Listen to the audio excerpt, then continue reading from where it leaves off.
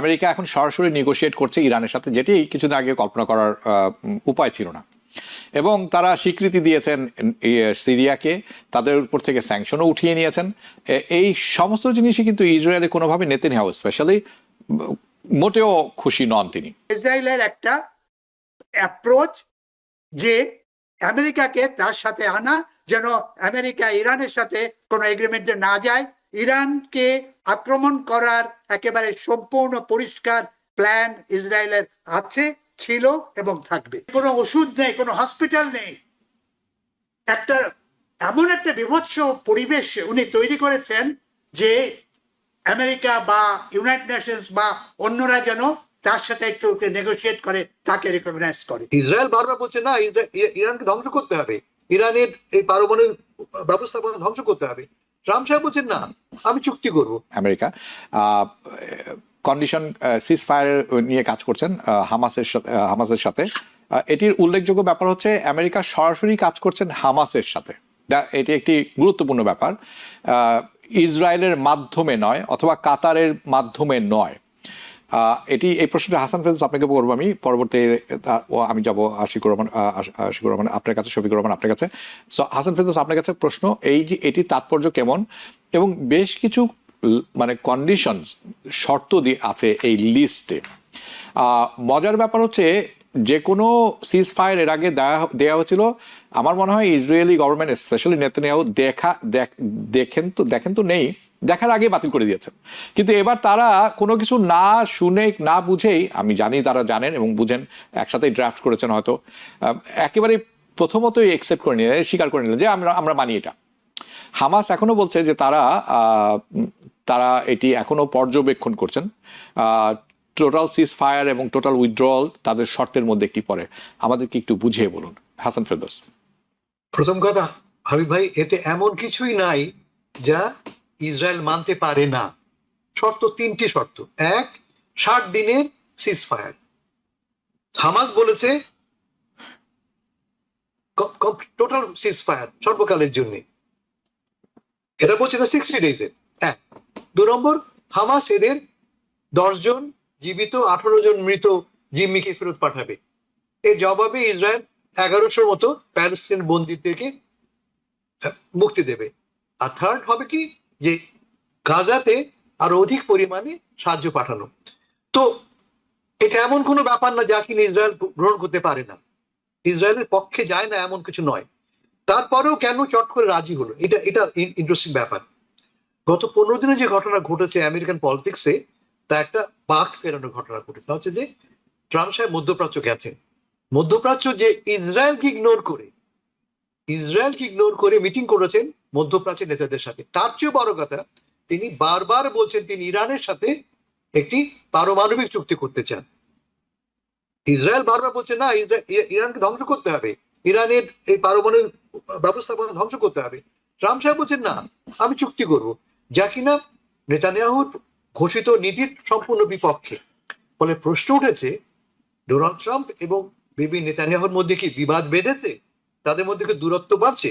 Israeli পত্রিকারই বলছে, হারেত পড়েন আপনি, টাইমস অফ ইসরায়েল পড়েন আপনি, একই কথা তারা বলছে যে একটা দূরত্ব তৈরি হচ্ছে। আমার ধারণা যে এই দূরত্বের কারণে এবং বারবার যে ডোনাল্ড ট্রাম্প সাহেবের মুখে চপেটাঘাত করে তার শান্তির প্রস্তাব প্রত্যাখ্যান করে ইসরায়েল বোমা বর্ষণ করছে, এর ফলে ট্রাম্প সাহেবের ইগো, যেটা ইগোর কথা বললেন শফিক সাহেব, সেই ইগো তো আঘাত লাগছে। তিনি কি বলেছিলেন, তিনি একদিন শান্তি আনবেন।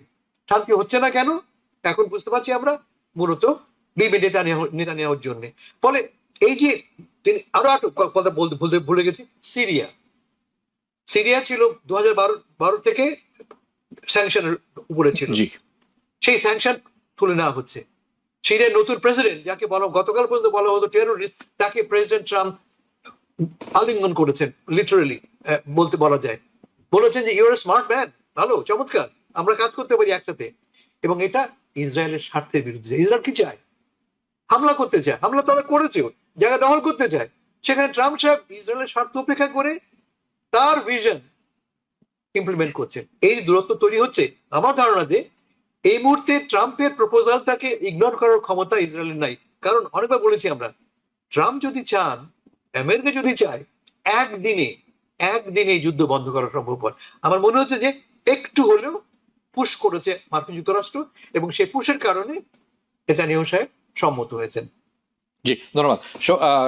শফিকুর রহমান, ডক্টর শফিকুর রহমান, আপনার কাছে আমি যাচ্ছি। আমেরিকা এখন সরাসরি নেগোশিয়েট করছে ইরানের সাথে, যেটি কিছুদিন আগে কল্পনা করার উপায় ছিল না, এবং তারা স্বীকৃতি দিয়েছেন সিরিয়াকে, তাদের উপর থেকে স্যাংশনও উঠিয়ে নিয়েছেন। এই সমস্ত জিনিসই কিন্তু ইসরায়েলে কোনোভাবে নেতানিয়াহু স্পেশালি মোটেও খুশি নন তিনি। ওকে, ওয়াই? কঠিন প্রশ্ন। ইসরায়েলের যে এখন পার্সপেক্টিভ, মানে ইসরায়েলের চেয়েও যেটা বলা যায় নেতানিয়াহু প্রাইম মিনিস্টারের যে পার্সপেক্টিভ, সেটা হচ্ছে যে উনি নিজে পাওয়ারে থাকা, আর দ্বিতীয় হচ্ছে ইসরায়েলকে বড় করে বিভিন্ন জায়গায়, আশেপাশে যত জায়গা আছে, ইসরায়েল রাষ্ট্রকে একটা বড় রাষ্ট্র হিসেবে ওখানে স্ট্যাবলিশ করা।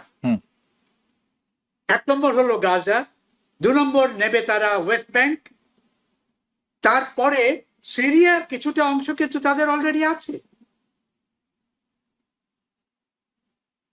গোলান হাইটস এবং অন্যান্য জায়গাগুলো নেওয়ার জন্য, এবং লেবানন।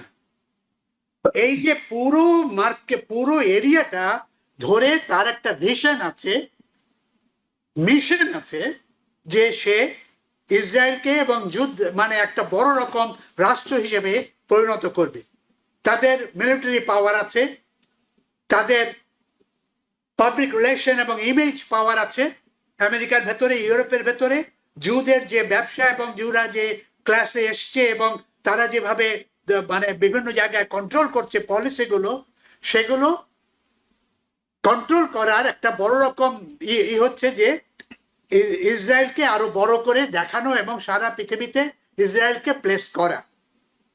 এই যে একটা পার্সপেক্টিভ, এই পার্সপেক্টিভ থেকে প্রথমে নেতানিয়াহুর পপুলারিটি কিছুটা কমে এসেছিল, এখন আবার কিছুটা বেড়েছে, আবার এখন একটু কমেছে। তো এই যে ওর ভেতরে ও যতদিন আছে ততদিন মিডল ইস্টের এই ধরনের কোন রকম সমস্যা সমাধান হবে বলে আমার মনে হয় না। এক নম্বর। 2 নম্বর আরেকটা পয়েন্ট আছে, সেটা হচ্ছে যে সৌদি আরব এবং অন্যান্য যার কথা আপনারা বলেছেন যে ইরানের এই অবস্থায়, ইরান মানে নেগোসিয়েট করার জন্য সৌদি আরব ডিরেকশন দিয়েছে, হুকুম দিয়েছে অনেকটা, যে তোমরা আমেরিকার সাথে নিউক্লিয়ার প্ল্যান্ট নিয়ে বা যে প্ল্যান আসে যে তোমরা নিউক্লিয়ার বম বানাবে না, নিউক্লিয়ার পাওয়ার বানাতে পারো। আপনি যদি খেয়াল থাকে, ট্রাম্প যখন সৌদি আরব এবং কাতার এবং ইউএতে গিয়েছিলেন, তার ঠিক আগে নেতানিয়াহু আবার আমেরিকা এসেছিল ট্রাম্পের সাথে দেখা করতে। উনি জানতে চাচ্ছিল যে তোমার ট্রাম্পের প্ল্যান কি, কিন্তু প্ল্যান শুনে তারপরের থেকে সে একটু আর যোগাযোগ করেনি ট্রাম্পের সাথে। কি হয়েছে রেজাল্ট? গাজা অ্যাটাক হয়েছে কন্টিনিউয়াসলি। গাজা প্রত্যেক দিন 50, 100, 70, 200, 300, খাবার নেই, জল পানি নেই, মানে কোনো ওষুধ নেই, কোনো হসপিটাল নেই।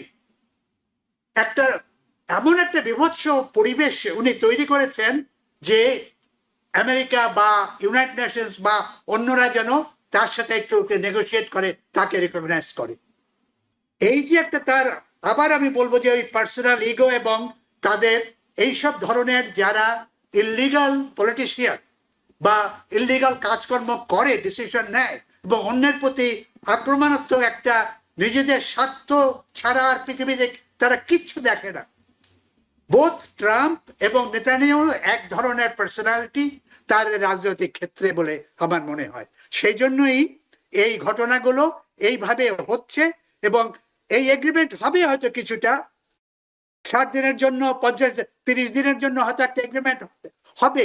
কারণ এখন গাজায় যে অবস্থা, মানে অবিশ্বাস্য।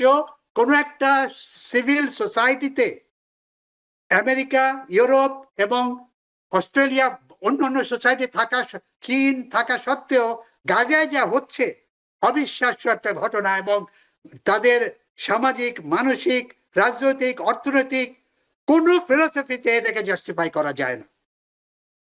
এটা নেতানিয়াহুর এবং ইসরায়েলের একটা অ্যাপ্রোচ যে আমেরিকাকে তার সাথে আনা, যেন আমেরিকা ইরানের সাথে কোনো এগ্রিমেন্টে না যায়। ইরানকে আক্রমণ করার একেবারে সম্পূর্ণ পরিষ্কার প্ল্যান ইসরায়েলের আছে, ছিল এবং থাকবে। নিউ ইয়র্ক থেকে সম্প্রচারিত TVN 24 টেলিভিশন বিশ্বজুড়ে বাঙালির কণ্ঠস্বর।